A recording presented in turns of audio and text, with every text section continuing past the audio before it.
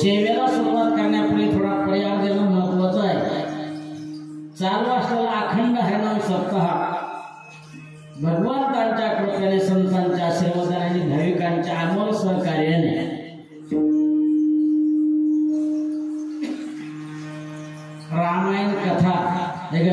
रामकथा चालू आहे आणि हा एक मोठा पर्व काळ आहे. वारकरी संप्रदायामध्ये 5 पर्व काळ तुम्ही नेहमी ऐकत कीर्तनामध्ये. पर्व विशेष भागवत धर्मी, नरसिंह जयंती, रामनवमी, गोकुळाष्टमी, वामन जयंती, उत्तम महाशिवरात्र, रामनवमीचा पर्व आहे. भगवान प्रभू रामचंद्राचा जयंती आपण या ठिकाणी साजरी करतो. चरित्र चालू आहे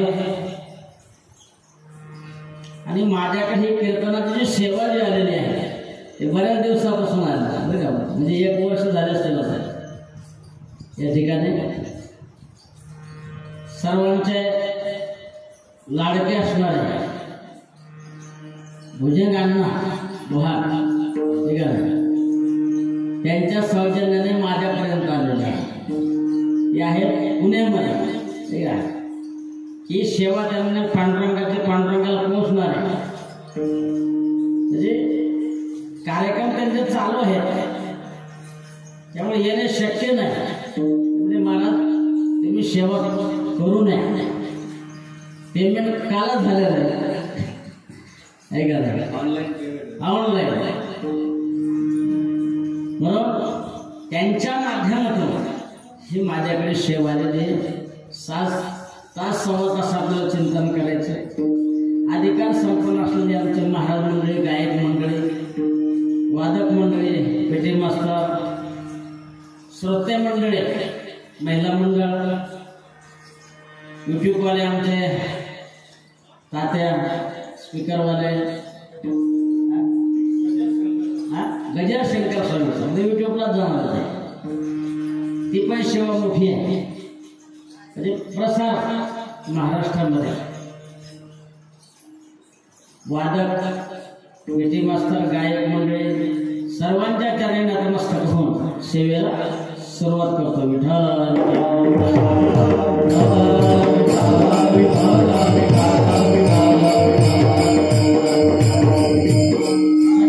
मानवी जीवनामध्ये आल्याच्या नंतर या मानवाने काय करावं आणि काय करू नये याचा विचार अभंगाच्या माध्यमातून या ठिकाणी सांगितलेला आहे. हा अभंग उपदेश प्रकरणातला आहे. उपदेश कोणी करावा याला काही नियम आहेत. उपदेश वेदाने केलेला आहे, उपदेश शास्त्राने केलेला आहे आणि उपदेश संतांनी केलेला आहे. वेदाने शब्दाच्या माध्यमातून उपदेश केलेला आहे, शास्त्राने शब्दाच्या माध्यमातून उपदेश केलेला आहे आणि संतांनी जो उपदेश करताना थोडी रीत वेगळे वापरलेली. काय रीत वापरले?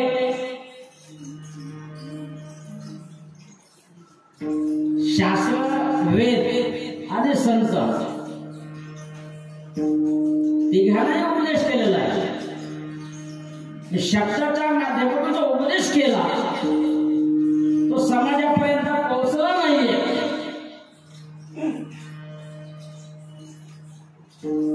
शास्त्र सुद्धा अवघड आहे आणि वेद तर त्याच्यापेक्षा अवघड आहे. संतांनी शब्दाच्या माध्यमातून आणि कृतीच्या माध्यमातून उपदेश केलेला आहे. करोने सायास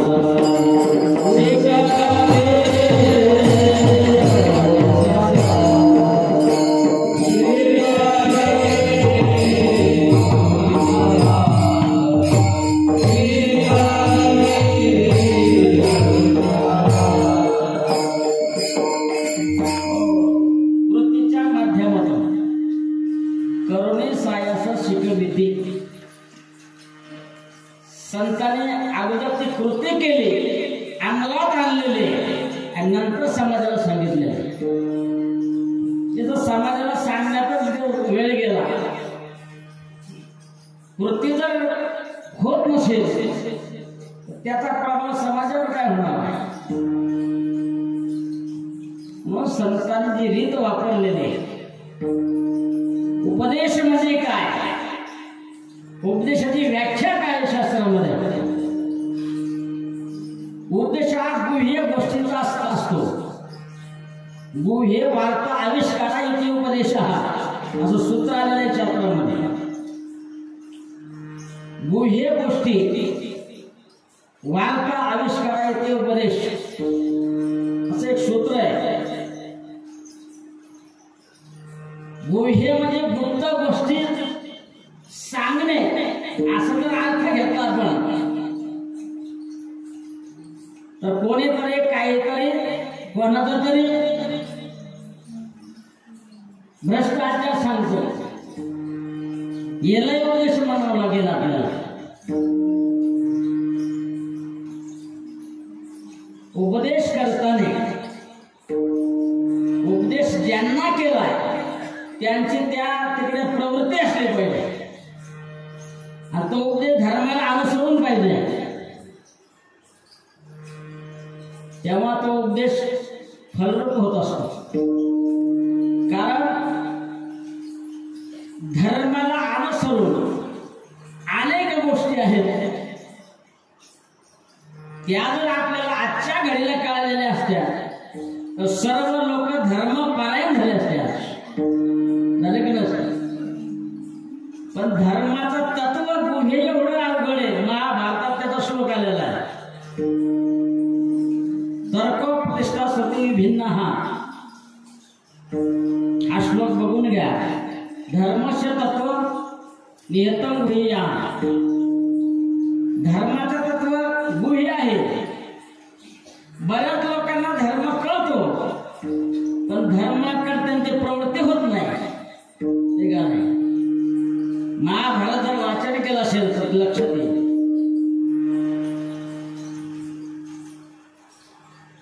दुर्योधनाचा संवाद आहे. लोक विचारतात दुर्योधनाला, दुर्योधना तुला धर्म कळत नाही का? तू पांडवावर किती अन्याय करतो? तो सांगतो, जानामि धर्मं न च मे प्रवृत्तिः. मी धर्म जाणतो पण माझी तिकडे प्रवृत्ती होत नाही. जानामि धर्मं न च मे निवृत्तिः. मला अधर्मही कळतो पण त्याच्यापासून माझी निवृत्ती होत नाही. हे दुर्योधनाच्या बाबतीमध्ये बऱ्याच लोकांना धर्म कळतो. महाराज एकादशी करावी बऱ्याच लोकांना कळतो.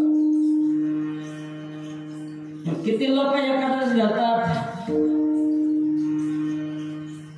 कळून तिकडे प्रवृत्ती होत नाहीये, ते दुर्दैव आहे. गुह्य गोष्टीचा उपदेश आहे आणि तो उपदेश अखिल मानवाला आहे. मानवाला, अखिल मानवाला जो मनुष्य म्हणून जन्माला आलेला आहे त्याला हा उपदेश आहे. का उपदेश केला? भरतो राजा होऊन गेला, भरतुरी. त्याचा एक श्लोक आलेला आहे. मानवाची आणि पशुची त्याने तुलना केली त्या ठिकाणी. काय तुलना केली? और निद्रा भय मैथुनंच सामान्य में पशु फिरणानाम धर्म ही देशो अधिक विशेषो धर्म नहीं ना पशु समाना. आहार, निद्रा, भय, मैथुन सर्व योनीचे समसमान. मनुष्य देहाचे ज्ञान अधिक जाण सर्वता. भागवतामध्ये सुद्धा ते चिंतन झालेलं आहे. सर्व गोष्टी आहार, निद्रा, भय, मैथुन सर्व योनीला समान आहे. पण मनुष्य योनीला अधिक विशेष ज्ञानाची भर दिलेली आहे. म्हणजे जी बुद्धी दिलेली बुद्धी, विचार करण्याची क्षमता, मनुष्यच विचार करू शकतो या गोष्टीचा. कारण की पशु हा विचार करू शकत नाही. पशु काय पाप पुण्य जाणते, उत्तम मध्यम भोग भोगिते, काही एक उपजाता होती, बैल अंधा होती पांगोळ मुके, लक्ष 84 न चुके पेरा. पशुला पाप आणि पुण्य ती भोग येऊन येत. मानवा करता शास्त्र आहे आणि म्हणून संतांनी मानवाला उपदेश केलेला आहे. मानवाच्या ठिकाणी जी बुद्धी दिलेली बुद्धी, त्या बुद्धीचा वापर मनुष्य फक्त 5% करतो महाराज. 95% बुद्धी माणसाची सडक पडलेली आहे. 95% जगातला सर्वात विद्वान सांगतो तुम्हाला, विद्वान जगातला विद्वान होणं वेगळा, महंत होणं वेगळं, शास्त्री होणं वेगळं, आचार्य होणं वेगळं आणि संत होणं वेगळं. संत पदवी सर्वात श्रेष्ठ आणि मोठी आहे, कोणाला मिळू शकत नाही मला. हर विठ्ठल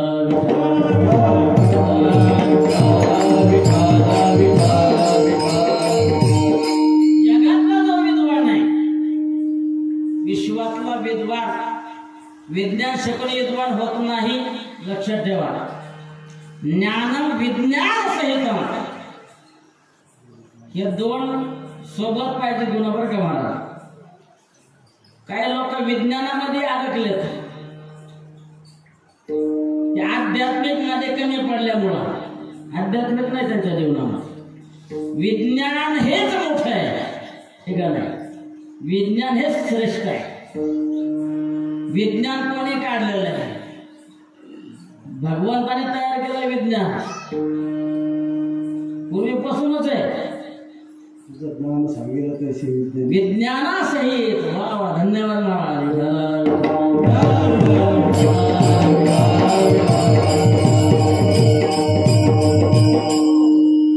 दोन्ही महत्वाचे आहे, कारण अध्यात्म ज्ञानाशिवाय पूर्णता नाही विचारामध्ये. बाहेरचा किती जरी विचार केला तुम्ही महाराज, पंढरपूरला यात्रा किती भरते, हे का नाही? पंढरपूरला गेले लोक विचार करतात, लय यात्रा भरली, यात्रा असते मला 20 लाखाच्या वर, पेपर सांगते 4 लाख आणि 5 लाख. आम्ही बघतो 20 लाख 15 लाखाच्या पुढे यात्रा भरते, आळंदीशी 10 लाखाच्या पुढे असते. म्हणजे आपण निष्कर्ष जो काढतो तो योग्य असेल असं सांगता येत नाही. यात्रा किती भरती याच्यानंतर तुझं दर्शन झालं का? म्हणजे कावळ्याच्या तोंडामध्ये किती दात असतात, गाढवाच्या अंगावर किती केस असतात. हा विचार, ह्या विचाराने समाधान नाही मला. कारण मानव योनीला आल्याच्या नंतर त्याने जर विचार जर नाही केला, वशिष्ठ गुरु प्रभू रामचंद्र उपदेश करतात. योग वासिष्ठ ग्रंथ मोठा आहे, 1800 रुपये किंमत आहे त्याची. आपण आता रामकथा आहे, पण त्याच्यामध्ये एक श्लोक आलेला आहे. मनुष्य जन्माला येऊन जर त्याने विचार केला नाही, वरम कर्दम भेकत्वम कीटकता वरम अंध गुयाहित्वम नरस्य विचारिता. फार महत्वाचं चिंतन आहे. वरम कर्दम भेकत्वम, एखाद्या चिखलामध्ये बेंडूक होऊन राहणं चांगलं, याचा अर्थ आहे. मला कीटकता वरम, एखाद्या शेणातला, गायीच्या म्हणा, म्हशीच्या म्हणा किंवा माणसाच्या म्हणा, शेणातला किडा होऊन राहणं चांगलं. एखाद्या गुहेतला साप होऊन जीवन जगणं चांगलं. पण न नरस्य विचारता, मनुष्य जन्माला येऊन जर त्याने जर विचार केला नाही, त्यापेक्षा वाईट आहे.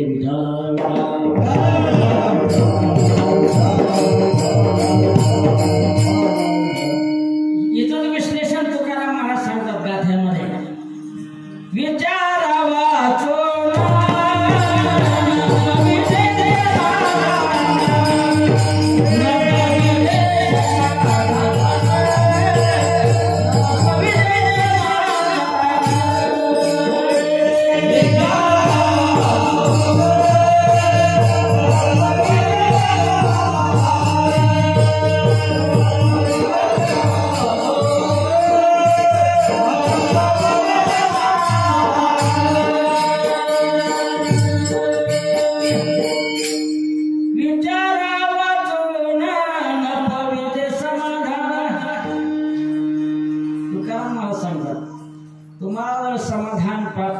असेल तर विचारा वाचून विचार नाही केला तर समाधान मिळणार नाही.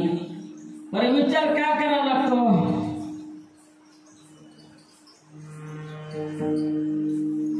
कारण अनेक शास्त्रामध्ये उपासना सांगितल्या. संत वाङ्मयाचा आधार घेऊ आपण, बाकी शास्त्राचं अवघड आहे. एका ठिकाणी तुकाराम महाराज म्हणतात, तुमचं जर कल्याण करायचं असेल स्वभिन्न असणारी पंढरी तुम्हाला तिथं जावं लागेल.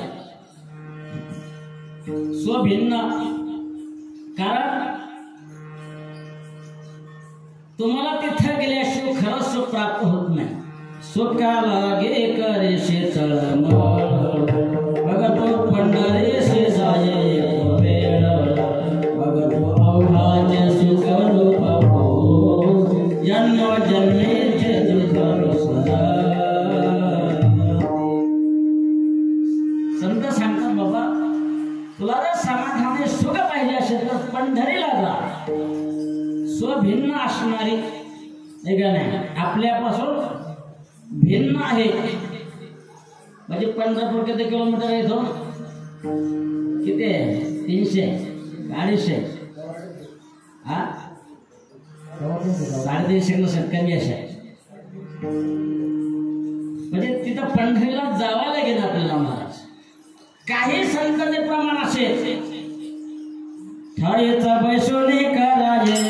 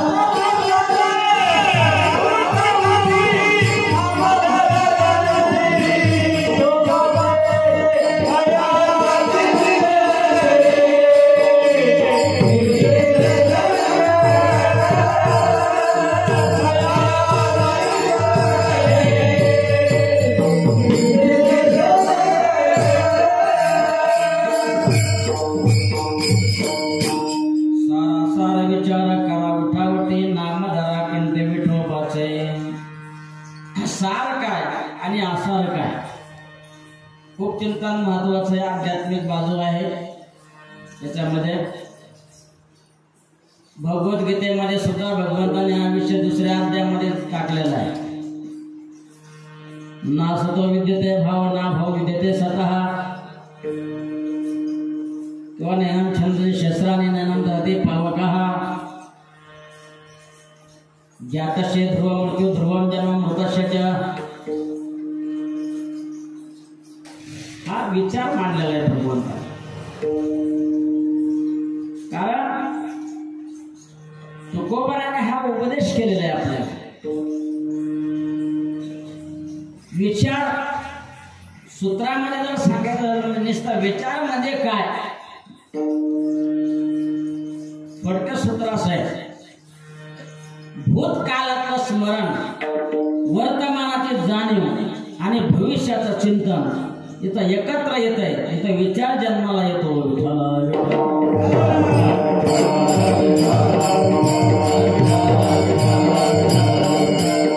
विचाराची व्याख्या अशी आहे, भूतकाळातलं स्मरण, वर्तमानाची जाणीव आणि भविष्याचं चिंतन. उदाहरण सांगावं लागेल कळण्याकरता. एखाद्या बैलाच्या समोर 40 पेंड्या टाकल्या, बर का, पेंड्या करतात ना आपलं कडब्याच्या ज्वारीच्या, ठीक आहे. तो बैल विचार करेल का, याच्या अगोदर मी कधीच खाल्लं नाही, काय म्हणेल तो, याच्या पाठीमागे मी कधीच खाल्लेलं नाही. म्हणजे भूतकाळाचं स्मरण करेन का बैल, करतो का, नाही म्हणा. आणि आता जर मी खाल्ल्यानंतर माझं पोट दुखेल, बैल म्हणतो का मी आता खाऊ शकत नाही, आणि खाल्ल्यावर पुढे माझा पोटाला त्रास होईल. मनुष्याच्या समोर 40 लाडू ताटामध्ये ठेवले, 40 लाडू. तो मनुष्य विचार करेल, माझ्या जीवनात याच्या अगोदर मी 40 लाडू कधीच खाल्ले नाही, याला माझं भूतकाळातलं स्मरण, मी आता एवढे लाडू खाऊ शकत नाही आणि माझ्या पोटात बसत नाही. वर्तमानाची जाणीव करा म्हणायची.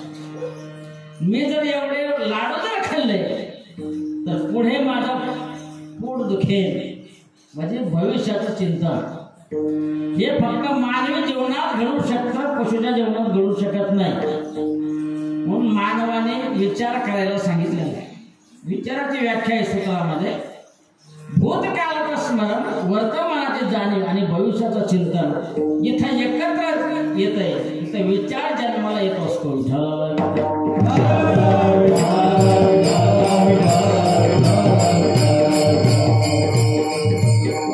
आणि हा विचार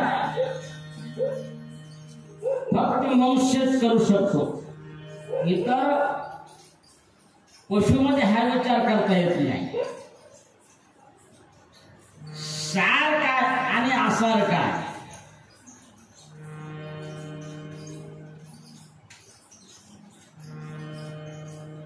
विचारात करत आद्यगुरु शंकराचार्याने विचार मांडलेला आहे. अपरोक्ष अनुभूती, बरं का, विवेक चूडामणी ग्रंथ आहे आद्यगुरु शंकराचार्य. मानवाने विचार कुठला करायचा तिथं दाखवलेला आहे, बरं का. कोहम कथम इदम जातम को वै कर्तास्य विद्यते उपादानं किमस्ते विचारा स्वयंदृशाः. कधीतरी असे कीर्तन ऐकल्यावर हे करायचं, असे काय तसे काय, असे काय तसे काय, म्हणजे समाधान प्राप्त होत नाही. कोहम काय विचार करायचा मानवाने, मी कोण आहे, मी हा कोण,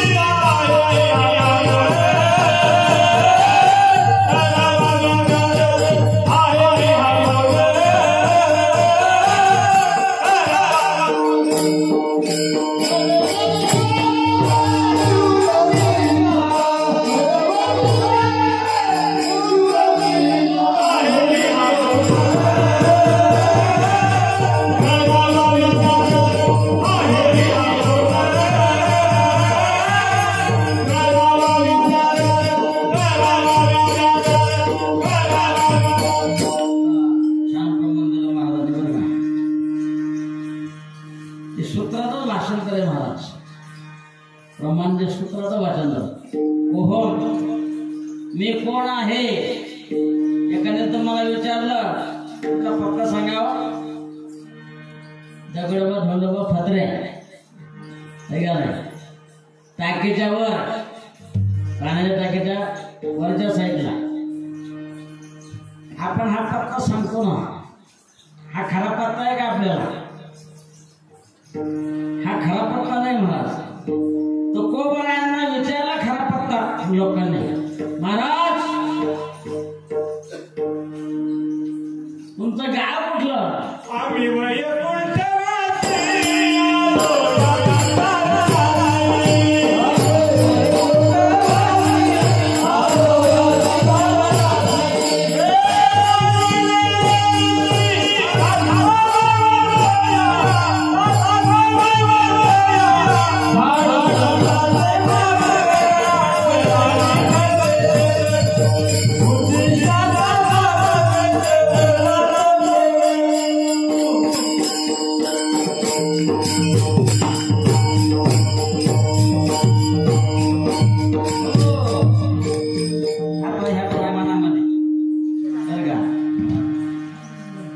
दिने व्याख्या बसतात आम्ही वैकुंठवासी आज आला भूतकाळ का नाही आलो याच्या कारणाशी आज आला वर्तमान काळ झाडू संताचे मार्ग आजाला भविष्य काळ ठीक आहे प्रमाणामध्ये सुद्धा हा विषय आपल्याकडे होतो ना तो ब्रायनला विचार गाव सांगितलं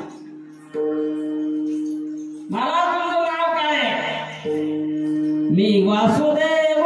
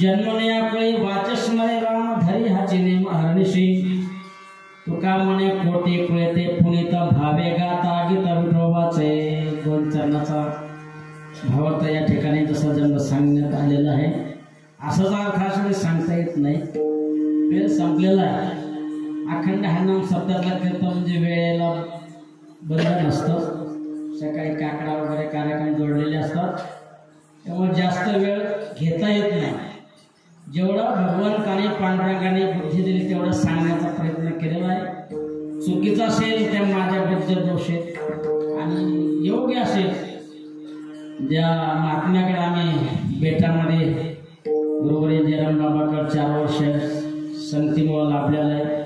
जोग महाराजांच्या समस्येमध्ये गुरुवारांच्या जे आम्हाला लाभलेले सांगण्याचा प्रयत्न केलेला आहे. आज या ठिकाणी ज्यांचं सौजन्य आहे सर्वांचे परिचय जे आहेत, ठीक आहे. जादू ते कीर्ती ज्यांची आहे महाराज 10-12 देशामध्ये फिरून आले एवढी कीर्ती आणि असे रत्न या धोंडल गावाला दिलेले सामान्य नाही. त्यांची जर जादू बघायची असेल मला तिकडं नेलं पिंपळगावला एकदा खुर्चीवर बसून मी पहिल्यांदाच बघितले.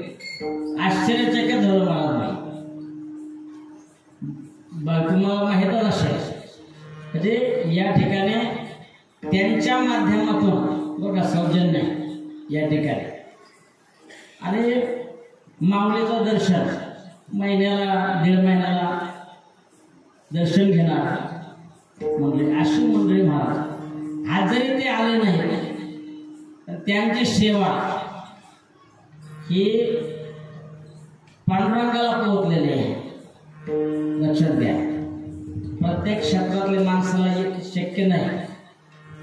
प्रत्येकाला काम असतात, आपापले काम ड्युटी असते करावं लागतं. पण वेळात वेळ काढून हे सौजन्य आहे त्याने दिल्यामुळं बरेच सौजन्य देणारी मंडळी आपल्या गावामध्ये आहे. आणि आतापर्यंत परमार्थ जोपासला महाराज दानशूर भरपूर मंडळी आहे. अन्नदान करणारी मंडळी आहे. सत्यामध्ये जेवढं आपल्याला भगवंताने दिलंय. आता पुढच्या वर्षी पाऊस चांगला पडणार आहे. 1.5 महिना ऊन तापणार आहे जास्त. उन्हापासून सावधान राहा आणि पुढच्या वर्षी चांगलं पीक पाऊस चांगला पडणार आहे हे लक्षात घ्या. पांडुरंगाने सांगितलेलं आहे. महाराष्ट्रात परमार्थ करण्याकरता मंडळी उत्सुकता आहे. पण आमच्या शेतकरी सुखी झाला पाहिजे. शेतकरी सुखी तर सर्व जग सुखी. लक्षात ठेवा. परमार्थ जिवंत ठेवला असेल शेतकरी वर्गाने. एवढा करोना गेला. शेतकरी मेहनत करणार होता त्या ठिकाणी. शहरातल्या माणसाने काय खाल्लं असतात? दगड खाल्ले असते. गहू ज्वारी जर पिकायला किती कष्ट आणि किती घाम गाळावं लागतं हे का नाही. आम्ही नेहमी सांगत असतो सरकार कोणाचं असू द्या शेतकऱ्याकडे लक्ष द्यायला पाहिजे. आणि मिलिटरीवाल्याकडे एक प्राण रक्षण जात आहे आणि एक अन्न जात आहे. हे दोन याच्याकडे लक्ष द्यायला पाहिजे. म्हणून आपण या ठिकाणी मला ही सेवा या ठिकाणी दिलेली आहे. तुमचा मुलगा आहे म्हणजे मुलाचं कौतुक का होणार या ठिकाणी तुम्ही ऐकून घेतलेल्या आहेत पूर्ण गोष्टी. माझ्या माता माऊल्या आहेत, काही वृद्ध मंडळी आहेत, विनेकरी टाळकरी भागवताचार्य कीर्तनकार 51 बळीर आहे. या गावाला परमार्थाचं वैभव लाभलेलं आहे. पण या ठिकाणी वाढत जाऊ द्या. कोणी बोलत असेल, कोणी अपमान केला असेल, दुर्लक्ष केला तर का महाराज दुर्लक्षच करायला पाहिजे. नाथ महाराजांच्या अंगावर मुसलमान 108 वेळा फुटला का नाही. ज्ञानामुळाचे झोळे मातीमध्ये कालवले का नाही महाराज. आपल्याला जर विजय प्राप्त करायचा असेल परमार्थात येऊन या गोष्टी धरून जमत नाहीये. विनम्र भावाने भगवंताने जेवढी सेवा घडेल तेवढी या ठिकाणी आमचे बाळासाहेब महाराजांना भगवंताने जीवदान दिलं नाही महाराजांना. होता का काही भरोसा? पण आज जे उभा आहेत पांडुरंगाच्या कृपेने उभे आहेत महाराज. सर्व मंडळींना आम्ही धुंदल गावाच्या मंडळींना या ठिकाणी आवर्जून सांगेल. आमच्या उद्धव काका असेल, अरुण काका असतील, अनेक मंडळी आहेत. आपल्यामधून चांगले चांगले मंडळी गेले. आप्पासारखे मंडळी, काकडा वगैरे चांगले चांगले रत्न गेले. चांगले चांगले रत्न त्यांनी दिले. तुम्ही सर्व रत्नच महाराज. याचा तरुण वर्ग परमार्थाकडे येतो का आजच्या घडी? आमचे मृदंगमणी महाराज त्यांचं वय लहान आहे. गोट्या खेळण्याचं वय आहे नाही का नाही. आता तर बघतो महाराज 16 वर्षाच्या मुलं शेंबडाच्या दोन नळ्या आवडत नाही त्याला. आणि पप्पा त्या ठिकाणी सामान्य नाही. हे आवाज देण्याकरता बोट फोडून घेतलेले झाले. कुठली कला, गायनाची असो, पेटीची असो, या ठिकाणी तशी कला होत. सर्वांना धन्यवाद देतो आमचे गजर शंकर स्वामीचा. यांची पण फार मोठी सेवा आहे महाराज. की अख्ख्या महाराष्ट्रामध्ये हा विचार जातो, आम्हाला राहत नाही आणि विचार गेलाच पाहिजे प्रत्येकाच्या घराघरामध्ये. हे ते साधन आहे. त्यांना धन्यता देतो आमचे स्पीकरवाले. हे करा, फार मोठं या तुमचं योगदान या ठिकाणी आहे आणि फार मोठी भगवंताची सेवा तुम्ही पांडुरंगाच्या या ठिकाणी करतात. या माध्यमातून आवाजमध्ये कुठला आवाज कसा पाहिजे ते बरोबर या ठिकाणी त्यांना बोलायचं कामात पडत नाही. मग त्यांना या ठिकाणी धन्यवाद देतो. अन्नदान करणारी मंडळी, कथाकार आमचे विष्णू महाराज चार ठाणेकर आमच्या सासरवाडी करते बरं का. त्याचं चार ठाणा गाव आहे. लहानपणाच्या संस्थेमध्ये नामदेव महाराजाकडे त्या ठिकाणी बरेच वर्ष होते. नंतर इकडे आले, वृंदावनला गेले. या ठिकाणी कथा सुंदर या ठिकाणी सांगतात, भागवत कथाही करतात. त्यांच्या माध्यमातून आपल्याला चांगले विचार मिळतात. म्हणून पेटी मास्तर असेल, मृदुंग वादक, विनेकरी बाबा, गायक, वंद, सोबदार, सर्व झाडून काढणारी मंडळी, पाणी देणारे, नाश्ता करणारी, सर्व जेवढे काही सेवा करतात तेवढ्या मंडळी या ठिकाणी पुनश्च धन्यवाद देतो. आणि झालेली सेवा पांडुरंगा चरणी, छत्रपती शिवरायांच्या चरणी, ज्ञानोबाच्या तुकोबाच्या चरणी, जनता जनाच्या चरणी सेवेला पूर्ण मिळावा. विठ्ठल